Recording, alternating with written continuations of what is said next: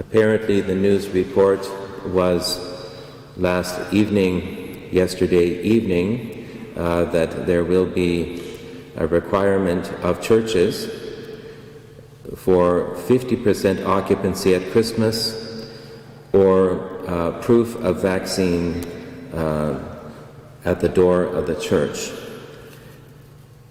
So I will await the word of the Archbishop. What I am asked to do, I will follow what he asks of us.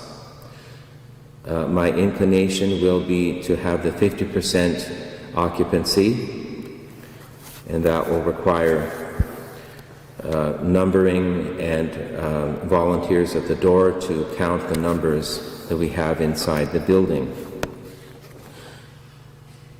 It's very dark times as we are now waiting for this expansion of this new variant of the virus.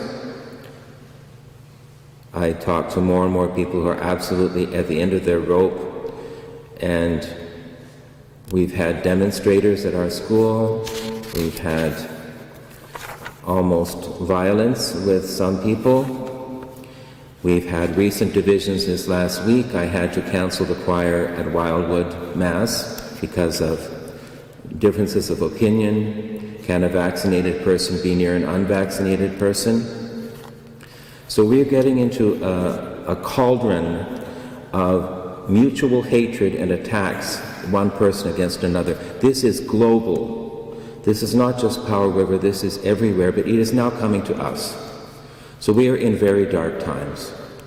In Brazil, the rate of priestly suicide has gone up very high in this COVID time. So we cannot afford to descend into negativity, and that is what is happening. So what is our job in this time? It is to cling to the message of Advent. You know, the times are so bad, we are tempted not to realize the consolation God gives us. So we have these beautiful readings about God's feeding of us in the Messianic banquet. Does it matter anymore? Do I thank God that I'm being fed in the Messianic banquet of the risen Christ? I don't know. I don't know if people sense that anymore. I think we are all, each one of us, numb and dead to the Holy Spirit because we are losing hope. So the Lord gives us hope in these readings. This is why we are here, to hear a message of hope in the darkness of this world. And the world has always been dark. It has always been trying to snuff out the light of faith. But we hear the Lord will wipe away the tears from all faces, and he will take away the disgrace of his people. So we are now in this beautiful time of approaching the Lord who feeds us.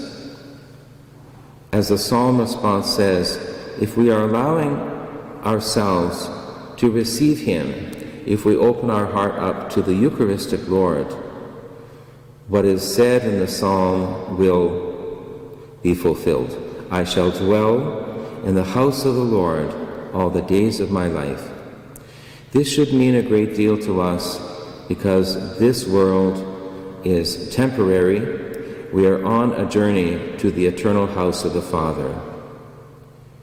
And maybe this experience of all this negativity, accusations of one parishioner against another, hatred, because it is hatred, anger, maybe we can put that aside to think about what it will be like to dwell in the house of the Father. What joy will be ours, what joy is promised ours, and it will be ours.